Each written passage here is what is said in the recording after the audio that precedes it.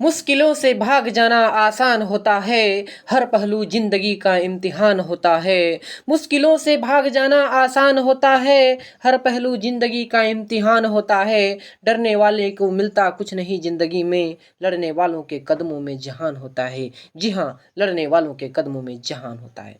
आदर, अभिनंदन, आभार, नमस्कार, आदाब, सत श्री अकाल, hello and very good morning my friends.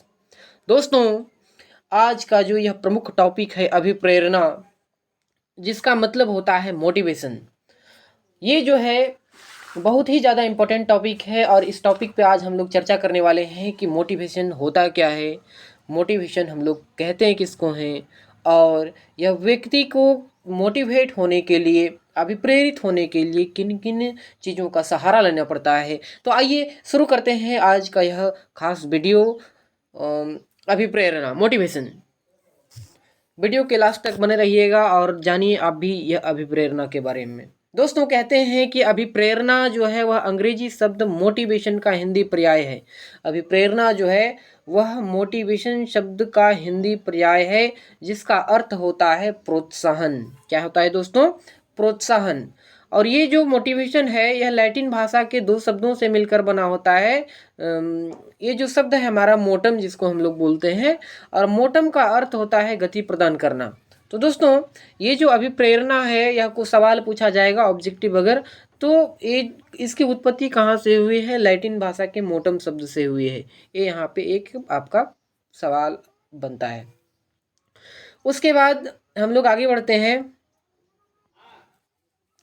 दोस्तों, ये जो मोशन है हमारा, मोशन का मतलब ही होता है गति। अतः हम लोग बोलेंगे कि किसी भी कार्य को गति प्रदान करना ही अभिप्रेरणा है। कि कोई भी काम को हम करेंगे कैसे, किस स्पीड से करना है, क्या हमारे अंदर जोश होना चाहिए, क्या जुनून होना चाहिए। तो ये जो गति प्रदान करने का काम करता है, हमारे अंदर जोश जुनून पैदा करने का काम करता है, उसे ही हम लोग अभिप्रेरणा कहते हैं।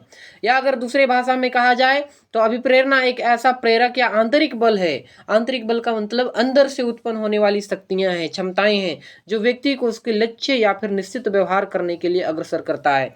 हमारा जो गोल है उसको प्राप्त करने के लिए अंदर से जो हमारे पास ऊर्जा उत्पन्न होती है, अंदर से जो हमारा बल उत्पन्न होता है, उसे ही हम लोग क्या कहते हैं दोस्तों?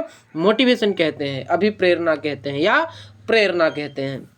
चलिए, इसकी कुछ परिभाषाएं हैं, उसको भी हम लोग देख लेते हैं कि कुछ कुछ मनोवैज्ञानिकों ने इसकी क्या क्या परिभाषाएं दी है। और यह जो परिभाषा है वह एग्जाम के दृष्टिकोण से बेहद ही महत्वपूर्ण हो जाता है। तो आइए शुरू करते हैं। सबसे पहले हम लोग गुड के शब्दों में देखते हैं, और यह सर्वमान्य परिभाषा है और सर्वप्रचलित परिभाषा भी है। यह कहा गुड जो है वह अपने शब्दों में कहते हैं कि प्रेरणा कार्य को आरंभ करने, यानी किसी भी कार्य की शुरुआत करने की, इसे जारी रखने और नियमित करना या फिर नियंत्रित करने की प्रवृत्ति है। किसी भी काम को हम लोग स्टार्ट करते हैं, स्टार्ट करने के बाद उसको जारी रखना, नियमित करना, डेली करना, प्रतिदिन करना, जब तक कि हमें उस लक्ष्य की प्राप्ति नहीं हो जाती है। और उसे कैसे किया जाए उसके ऊपर नियंत्रण भी ये जो है अभिप्रेरणा कहलाता है। तो यह गुड के शब्दों में था। मैकडोनाल्ड जो है वह क्या बोलते हैं कि अभिप्रेरणा व्यक्ति के अंदर ऊर्जा परिवर्तन है। हमारे अंदर तो असीम ऊर्जा है, लेकिन उसका परिवर्तन, यानी अचानक से जब हम मोटिवेट हो जाते हैं तो किसी भी जो हमारा लक्ष्य है उसके प्रति मेरा लगाव जो है वह बढ़ जाता है। हमारे अंदर ऊर्जा जो है वह परिवर्तित हो जाती है। ऊर्जा की जो हमारे अंदर ज्वाला की आग है वह भड़क उठती है, और हम लोग जो है उस काम को करने के लिए हमेशा तत्पर लग जाते हैं। तो ये जो है मैकडोनाल्ड के द्वारा कहा गया कि अभिप्रेरणा व्यक्ति के अंदर ऊर्जा का परिवर्तन है। कि जब हमारे अंदर किसी भी लक्ष्य या किसी भी गोल को प्राप्त करने के लिए जो ऊर्जा परिवर्तन होगा, उसी को हम लोग अभिप्रेरणा कहेंगे दोस्तों। उसके बाद क्रेंच और क्रेंच फील्ड जो है यह क्या बोलते हैं कि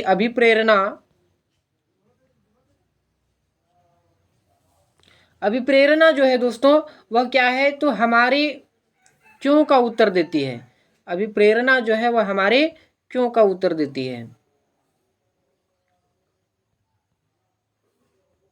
देखिए यहाँ पे अभिप्रेरणा के बारे में बताया क्रेंच और क्रेंचफील्ड ने कि यह हमारी क्यों का उत्तर देती है। इसका अर्थ क्या हुआ कि हम लोग कोई भी काम को जब कर रहे हैं तो इसकी 3 पहलू होती है कि करता क्या है, वह कैसे करता है और वह क्यों करता है। वह करता क्या करता है, ठीक है, कैसे करता है और क्यों करता है। यही व्यक्ति कोई भी काम जब हम लोग करते हैं तो हमारे 3 पहलू हैं, और तीनों पहलू में जो क्यों को बताता है, क्यों करते हैं हम लोग, क्यों हमको कैसे ये करना है, क्यों पढ़ना है। तो ये प्रेरणा हमारे अंदर जो जागृत होती है कि हम अगर पढ़ रहे हैं तो क्यों पढ़ रहे हैं, पैसा कमाने के लिए पढ़ रहे हैं, शोहरत कमाने के लिए पढ़ रहे हैं, सामाजिक प्रतिष्ठा हासिल करने के लिए पढ़ रहे हैं। तो ये जो है हमारे अंदर क्यों की भावना को जागृत करता है, और इसे ही हम लोग अभिप्रेरणा कहते हैं। उसके बाद बीएफ स्किनर आते हैं। बीएफ स्किनर बताते हैं कि अभिप्रेरणा अधिगम का सर्वोत्कृष्ट राजमार्ग है। राजमार्ग का मतलब क्या होता है दोस्तों? राजमार्ग का मतलब वह हमारे लिए सबसे बेहद महत्वपूर्ण रास्ता है जो हमें उस गोल तक पहुंचाने का काम करता है, उसे ही हम लोग अभिप्रेरणा कहते हैं। यह बीएफ स्किनर ने बताया कि ऐसा रास्ता जो हमें अपने मंजिल तक लेकर के जाए वह कौन है? मोटिवेशन है। मोटिवेशन के द्वारा ही हम लोग किसी भी मंजिल को प्राप्त कर सकते हैं दोस्तों, यह बीएफ स्किनर के अनुसार। अब अभिप्रेरणा के प्रकार को हम लोग जानेंगे कि अभिप्रेरणा का प्रकार जो है वह कितना होता है। 2 प्रकार का होता है। पहला सकारात्मक अभिप्रेरणा है और दूसरा नकारात्मक अभिप्रेरणा है। सकारात्मक अभिप्रेरणा जिसको आंतरिक अभिप्रेरणा के नाम से भी जाना जाता है, और नकारात्मक को बाह्य अभिप्रेरणा के भी नाम से जाना जाता है। दोनों को बारी बारी से देखते हैं कि सकारात्मक या फिर नकारात्मक अभिप्रेरणा जो है, आंतरिक अभिप्रेरणा, बाह्य अभिप्रेरणा, ये क्या क्या होते हैं, कैसे होते हैं, क्यों कहा जाता है इसको उस टाइप से। तो पहला हम लोग आते हैं सकारात्मक, जिसका नाम है जन्मजात, आंतरिक, जैविक, प्राथमिक, अंतनोद अभिप्रेरणा। एक नाम का बहुत सारा नाम। सकारात्मक, जन्मजात, आंतरिक, जैविक, प्राथमिक, अंतनोद, यही जो है सब एक ही चीज है दोस्तों। यह जो है बालक के अंदर स्वतः उत्पन्न होने वाली अभिप्रेरणा है। यह बालक के अंदर स्वतः उत्पन्न होगा, जैसे भूख लगना, प्यास, नींद, काम, मलमूत्र त्याग, ये सब जो है किसी भी बालक के अंदर स्वतः उत्पन्न होती है। यह प्रक्रिया जन्मजात हमें प्राप्त होती है। इसी को हम लोग बोलते हैं सकारात्मक अभिप्रेरणा या फिर जन्मजात अभिप्रेरणा। दोस्तों एक शिक्षक जो है वह सकारात्मक अभिप्रेरणा किसी भी बालकों के अंदर कैसे उत्पन्न कर सकता है, तो उसको वाद विवाद प्रतियोगिता करवा करके कर सकता है, आयोजन करके कर सकता है, और वैसी परिस्थितियां को उत्पन्न करके वह जो है उसके अंदर अभिप्रेरणा को जागृत कर सकता है। चलिए, तो इसे ही सकारात्मक कहा जाता है कि जब हम लोग कहीं पे जाते हैं तो सकारात्मक अभिप्रेरणा किसी के अंदर जागृत करने के लिए कि वह जो है सकारात्मक सोच अपने अंदर कैसे बनाए रखे, उसके लिए ये सब चीज़ों का आयोजन किया जाता है।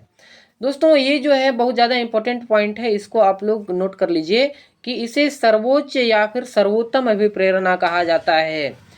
क्वेश्चन पूछेगा कि किसे हम लोग सर्वोत्तम अभिप्रेरणा कहेंगे, नकारात्मक अभिप्रेरणा को या सकारात्मक को? तो सकारात्मक हो जाएगा दोस्तों। देखिए अब नकारात्मक की ओर बढ़ते हैं हम लोग। नकारात्मक जिसे अर्जित भी कहा जाता है, बाह्य कहा जाता है, अजैविक कहा जाता है, द्वितीयक या फिर सामाजिक अभिप्रेरणा। वैसी अभिप्रेरणा जो हमें बाहर से प्राप्त होती है, जो हमारा समाज है, जो हमारे लोग हैं, उन लोगों से प्राप्त होता है, तो वैसी अभिप्रेरणा को हम लोग क्या कहते हैं? बाह्य अभिप्रेरणा, यानी बाह्य रूप से प्राप्त होने वाली अभिप्रेरणा। जैसे पद प्रतिष्ठा, पुरस्कार, सम्मान, ये सब जो है दोस्तों हमें बाहर से ही प्राप्त होता है। और एक शिक्षक जो है वह नकारात्मक अभिप्रेरणा किसी के अंदर जागृत करने के लिए पुरस्कार, दंड, भय उत्पन्न करता है। दोस्तों ये जो है यहाँ पे मैंने एक नोट में एक पॉइंट लिखा है कि जब व्यक्ति के अंदर सकारात्मक अभिप्रेरणा नहीं जागृत होती है तब नकारात्मक अभिप्रेरणा की सहायता ली जाती है। जैसे हम लोग देखे होंगे बहुत सारी चीज़ों को कि जब होमवर्क मिलता है बच्चा को, अगर हम लोग उसको प्रतिदिन होमवर्क दे रहे हैं और फिर भी वह होमवर्क नहीं करके आता है, सकारात्मक अभिप्रेरणा जागृत करने की कोशिश कर रहे हैं लेकिन फिर भी वह पूरा उसमें नहीं कर पाता है, नहीं कर रहा है, तो उसके अंदर हम लोग नकारात्मक अभिप्रेरणा थोड़ा सा उत्पन्न करते हैं। या तो दंड देते हैं या फिर उसको भय दिखाते हैं। तो ये सारी चीज़ें जो है दोस्तों वह किस में आ जाता है, सब नकारात्मक अभिप्रेरणा के अंतर्गत ही आ जाता है।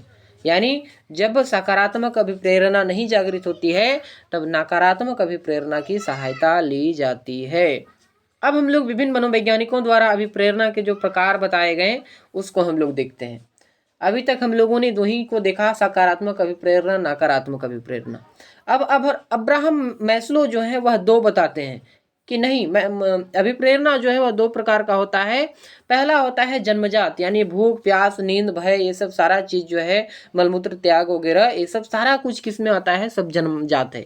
लेकिन अर्जित में कौन कौन आते हैं, प्रतिष्ठा, पुरस्कार, सम्मान इत्यादि। तो इसमें सवाल जो है किस टाइप से पूछा जाएगा दोस्तों, सवाल पूछेगा कि अब्राहम मैस्लो ने अभिप्रेरणा के कितने प्रकार बताए हैं। तो दो प्रकार बताए हैं, पहला जन्मजात और दूसरा अर्जित। जन्मजात का मतलब तो आपको पता ही है कि जो जन्म से प्राप्त होता है, और अर्जित का मतलब जो हम लोग समाज से प्राप्त करते हैं, जो बाह्य रूपों से प्राप्त होता है हमें। उसके बाद थॉमसन के अनुसार भी दो ही बताया गया। थॉमसन दो बताते हैं। क्या क्या बताए थॉमसन ने, तो थॉमसन ने बताया कि ये जो हमारा अभिप्रेरणा है वह दो होता है। पहला होता है स्वाभाविक, यानी किसी भी बालक के अंदर स्वाभाविक अभिप्रेरणा होती है, जैसे खेलना उसका स्वभाव है वह। उसके बाद सुख प्राप्त करना, किसी भी व्यक्ति का स्वभाव होता है कि हम सुखी रहें, हम संपन्न रहें, ये सारी चीज वो, तो ये स्वाभाविक में आ जाएगा। कृत्रिम का मतलब क्या होता है कि जो बाहर से हमें प्राप्त होता है, बाहर से दिया जाता है किसी भी व्यक्ति के द्वारा, जैसे दंड, पुरस्कार, सम्मान, ये सब जो है कृत्रिम अभिप्रेरणा है दोस्तों, कृत्रिम मोटिवेशन है। गैरेट क्या बताते हैं, तो गैरेट ने तीन बताया। उन लोग दोनों ने अभी तक तो दो दो ही बताया था, लेकिन गैरेट जो है वह तीन बताते हैं। कौन कौन सा तीन, गैरेट जो है वह पहला बोलते हैं कि जन्मजात या फिर जैविक अभिप्रेरणा, जैविक मोटिवेशन या जन्मजात मोटिवेशन। इसके अंदर भय, प्रेम, क्रोध, भूख, प्यास, ये सब सारी चीजें आ जाती है। मनोवैज्ञानिक दृष्टिकोण से इन्होंने बताया कि मनोवैज्ञानिक आधार पे अगर हम लोग देखें तो इसमें रचनात्मकता आ जाता है, चिंतन आ जाता है।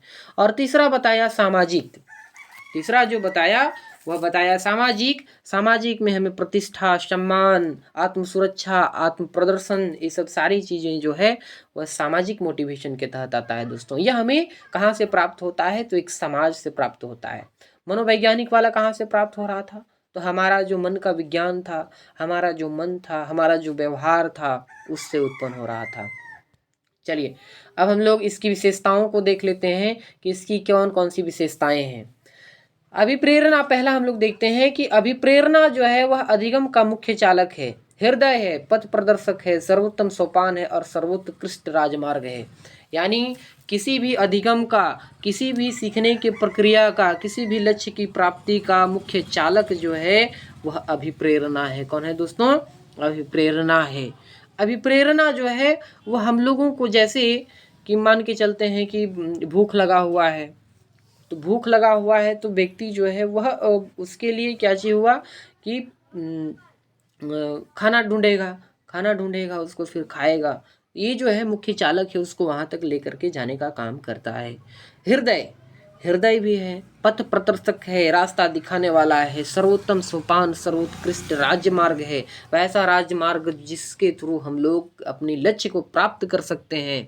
यह अभिप्रेरणा है दोस्तों। इसकी और विशेषताएं क्या है, तो अभिप्रेरणा में व्यक्ति का व्यवहार निर्देशन लक्ष्य द्वारा होता है। ये जो अभिप्रेरणा है उसमें किसी भी व्यक्ति का व्यवहार का निर्देशन जो है वह लक्ष्य के द्वारा होता है। यानी व्यवहार का निर्देशन हम लोग किसके द्वारा करेंगे, लक्ष्य के द्वारा, कि लक्ष्य हमारा जैसा रहेगा, लक्ष्य हमारा जितना बड़ा रहेगा, व्यवहार भी हमारा उसी प्रकार से परिवर्तन हमें करना होगा। चलिए दोस्तों अब हम लोग आगे बढ़ते हैं। तीसरा पॉइंट जो है वह क्या बता रहा है कि अभिप्रेरित व्यक्ति में निरंतरता होती है। यानी जब व्यक्ति अभिप्रेरित हो जाता है, व्यक्ति मोटिवेट हो जाता है, तो वह अपने गोल को प्राप्त करने के लिए हमेशा निरंतर रहता है। यानी उस कार्य को जब तक कि उसकी गोल प्राप्ति न हो जाए, जब तक कि उसका लक्ष्य प्राप्त न हो जाए, वह उस कार्य को निरंतर जो है वह करता चला जाता है। अभिप्रेरणा व्यक्ति में उत्तेजना पैदा करती है कि हमें ये करना है, हमारे अंदर जोश जुनून पैदा होता है कि ये हमें करना है। और ये जो है क्यों करना है, तो उसका कारण भी है कि बताया अभी मैंने कि क्यों का ये जो है वह जिक्र करता है। कि इसका जो संबंध है वह क्यों से है। सामाजिक प्रतिष्ठा हासिल करने के लिए भी हो सकता है, पैसा कमाने के लिए भी हो सकता है, समाज की सेवा करने के लिए भी हो सकता है, बहुत सारी चीज़ें हैं दोस्तों। तो यह हमारे अंदर उत्तेजना पैदा करता है, जोश पैदा करता है। अभिप्रेरित व्यक्ति चयनात्मक क्रियाएं करता है। अभिप्रेरित जो व्यक्ति मोटिवेट हो जाता है वह अपने लक्ष्य के प्रति वह जो है अपने लक्ष्य के प्रति पूरा पूरा समर्पित हो जाता है और वह कुछ कुछ जो उसके लायक क्रियाएं हैं कि वह जो है उस गोल तक उसे पहुंचा सकता है उसे ही करेगा। जैसे कभी कभी आप लोगों ने देखा होगा कि जब आप मोटिवेट हो जाते हैं, जब पढ़ना शुरू करते हैं, पढ़ने लगते हैं कि ये चीज़ हमें करना है, तो घर वाले कुछ भी बोलते रह जाएं कि आप ये काम करिए, तो उस समय हम लोग क्या करते हैं, थोड़ा सा मना करते हैं उनको कि नहीं अभी हम नहीं कर सकते हैं। तो यही है कि व्यक्ति जो है चयनात्मक क्रिया करना शुरू कर देता है, वह बेकार फिजूल की बातें, इधर उधर घूमना, ये सब सारी चीज़ें जो है वह उसके ऊपर भी कंट्रोल कर लेता है। तो यही है कि व्यक्ति चयनात्मक क्रिया करता है। भावनात्मक पक्ष जो है वह अत्यधिक उग्र हो जाता है।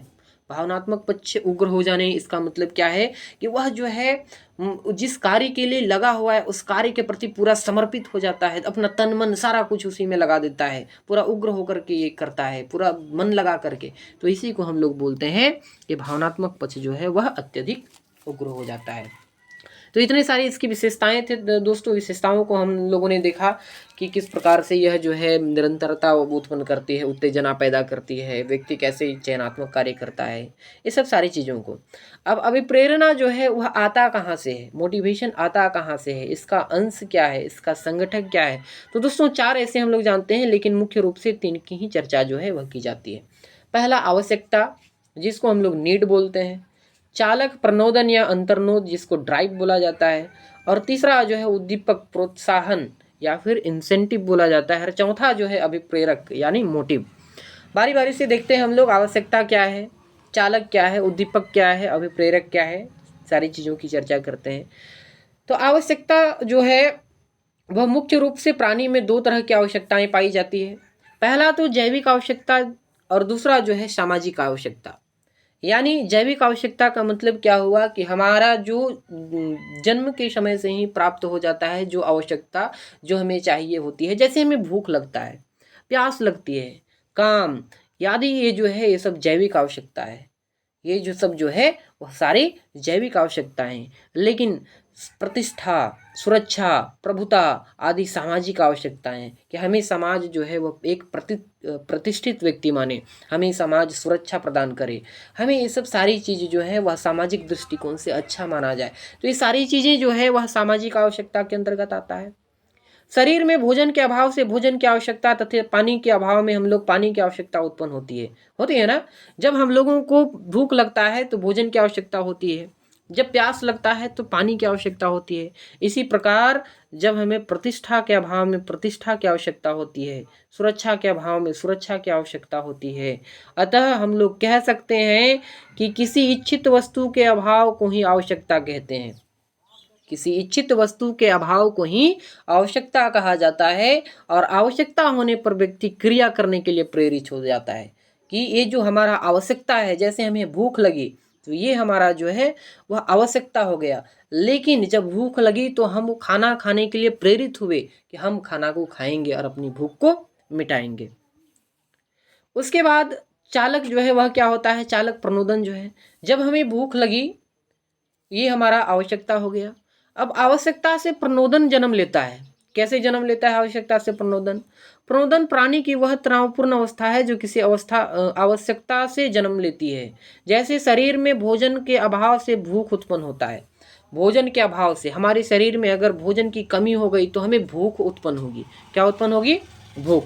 तो यहाँ पे अभाव जो है, भोजन का अभाव, वह आवश्यकता हो गया कि हमें भोजन की आवश्यकता है। ठीक है, भोजन का अभाव है हमारे शरीर में, लेकिन ये जो भूख लगी भोजन की कमी होने से, इसी को हम लोग प्रनोदन बोलेंगे, जिसके फलस्वरूप प्राणी शारीरिक तथा मानसिक तनाव का अनुभव करने लगता है।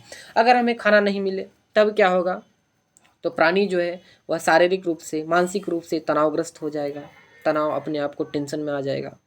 इसीलिए जो बोरिंग और लैंगफील्ड है वह कहते हैं कि किसी आवश्यकता के मनोवैज्ञानिक परिणाम को ही हम प्रनोदन कहते हैं, कि हमारा जो आवश्यकता है वह क्यों आवश्यक है। जैसे हमें प्यास लगी है, ठीक है, तो प्यास क्यों लगी है? क्योंकि हमारे शरीर में पानी की कमी हो गया। तो जो हमारा प्यास है वह प्रणोदन है, और शरीर में पानी की कमी है, पानी का अभाव है, वह आवश्यकता हो गया दोस्तों। प्रणोदन के संबंध में दूसरी बात यह भी कहा गया है कि इसके कारण व्यक्ति किसी क्रिया विशेष की ओर अग्रसर होता है, किसी क्रिया विशेष की ओर अग्रसर होता है, जैसे भूखा व्यक्ति भोजन के लिए तथा प्यासा व्यक्ति पानी के लिए। भूखा व्यक्ति जो है वह भोजन के लिए अग्रसर हो रहा है, और प्यासा व्यक्ति जो है दोस्तों वह किसके लिए अग्रसर हो रहा है, तो पानी के लिए अग्रसर हो रहा है। एक खास दिशा में उस समय तक क्रियाशीलता रहता है जब तक कि उसे भोजन और पानी प्राप्त नहीं हो सके, इसलिए प्रणोदन की क्रिया को चालक कहा जाता है। और यह क्रिया तब तक चलता रहेगा जब तक कि वह जो है हमें प्राप्त न हो जाए। इसका कार्य जो है दोस्तों, प्रणोदन का कार्य क्या है, लक्ष्य की ओर दौड़ना। जैसे हमें भूख लगी है तो भोजन की ओर दौड़ना, कहाँ पे, भोजन की ओर दौड़ना। प्यास लगी है तो पानी की ओर दौड़ना, यानी काम करना। ठीक है, अब हम लोग इसका जो लास्ट वाला स्टेज था, उद्दीपन या फिर प्रोत्साहन, वो किसे कहा जाता है, तो इसके बारे में थोड़ा सा जानते हैं। बाह्य वातावरण की जिन वस्तुओं के द्वारा प्रणोदन की संतुष्टि होती है उसे उद्दीपन कहते हैं। बाह्य वातावरण की जिन वस्तुओं के द्वारा हमारा प्रणोदन शांत होता है, जैसे प्रणोदन को मैंने क्या देखा था, भूख प्रणोदन है, प्यास प्रणोदन है। ठीक है, और ये जो है इसकी पूर्ति कौन करेगा, भूख की पूर्ति भोजन करेगा, प्यास की पूर्ति पानी करेगा, और जो हमारा काम है उसकी पूर्ति कौन करेगा, विपरीत लिंग करेगा। ये सब जो है क्रमशः भूख प्यास तथा काम के लिए उद्दीपन है। यानी जिस चीज के द्वारा, जिन वस्तुओं के द्वारा हमारा प्रणोदन जो है वह शांत होता है, उसी को हम लोग क्या कहते हैं, प्रोत्साहन या उद्दीपन कहते हैं। यहाँ यह बात याद रखने योग्य है कि उद्दीपन की प्राप्ति के साथ ही एक और प्राणी को संतुष्टि मिलती है, जबकि दूसरी ओर उसकी क्रियाशीलता उस दिशा में कम हो जाती है। यही बता रहा है कि इससे हमें संतुष्टि भी मिलती है, उद्दीपन से हमें संतुष्टि भी मिलती है, लेकिन दूसरी तरफ हम लोग देखें तो इसकी क्रियाशीलता उस दिशा में कम होती जाती है या फिर खत्म हो जाती है। जैसे हमें अगर भोजन प्राप्त हो गया, ठीक है, हमें भूख लगी, भोजन मिला, और भोजन अगर प्राप्त हो गया, हमें मिल गया भोजन, तो फिर हम लोग भोजन की ओर जो हमारा क्रियाशीलता था, उस ओर जो हम दौड़ रहे थे, उस ओर जो हम सोच रहे थे, वह कम हो जाएगा या फिर खत्म भी हो जाएगा दोस्तों। इसीलिए हिलगार्ड ने कहा है कि ये जो बहुत ज़्यादा इंपॉर्टेंट टॉपिक है, उद्दीपन बाह्य वातावरण की वह वस्तु है जो आवश्यकता की संतुष्टि करता है तथा पूर्ण क्रिया द्वारा प्रणोदन को घटाता है। यह जो है बाह्य वातावरण से उस जो हमारी आवश्यकता थी उसकी संपुष्टि करेगा, वह जो है उसको पूर्ण करेगा, हमें संतुष्टि प्रदान भी करता है, और पूर्ण क्रिया द्वारा जैसे ही यह जो है पूर्ण हो जाएगा, जैसे ही हमारा काम खत्म हो जाएगा, वैसे ही प्रणोदन जो है वह धीरे धीरे घटना शुरू हो जाता है दोस्तों, या फिर खत्म भी हो सकता है। हिलगार्ड के उक्त कथन से स्पष्ट है कि आवश्यकता प्रणोदन तथा उद्दीपन में गहरा संबंध है। कैसे संबंध रखता है, आवश्यकता से प्रणोदन उत्पन्न होता है। हम लोगों ने देखा कि आवश्यकता से क्या उत्पन्न होता है, प्रणोदन। हम लोग बारी बारी से अभी देखेंगे प्रणोदन आवश्यकता क्या है। आवश्यकता हमारे शरीर को भोजन की थी, प्रणोदन भूख लगा, ये हो गया।